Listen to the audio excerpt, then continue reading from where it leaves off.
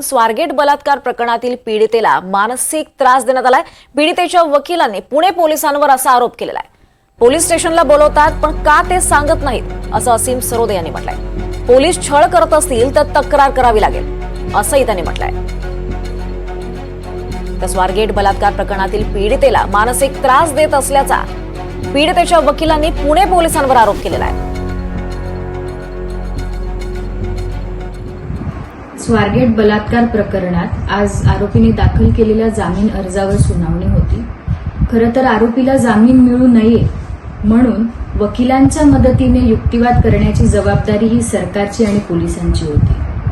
पण सरकारच्या वकिलांना पुण्याच्या कोर्टामध्ये येण्यासाठी वेळ नसल्यामुळे विक्टिमच्या वकिलांना पुढे करून तारीख घेण्याचा आग्रह आज करण्यात आला। एवढंच नाही तर विक्टिमवरही दबाव टाकण्यात आला की कोर्टात समक्ष हजर राहून तारीख घेणं। खरं तर या केसमध्ये इन्व्हेस्टिगेशन झालेलं आहे, चार्जशीट फाईल झालेली आहे। एवढंच नव्हे तर विक्टिमचा जबाब सुद्धा नोंदवण्यात आलेला आहे। परंतु वारंवार कोणतंही लेखी पत्र न देता विक्टिमला पोलीस स्टेशनमध्ये बोलवलं जातं। कोणतंही कारण न सांगता तिला सतत पोलीस स्टेशनमध्ये बोलवण्यात येतं। आता लेखी पत्र न देता विक्टिमला पोलीस स्टेशनला बोलवणे चालणार नाही याची नोंद पोलिसांनी घेतली पाहिजे, अन्यथा आम्हाला कायदेशीर तक्रार त्यांच्या विरोधात करावी लागेल।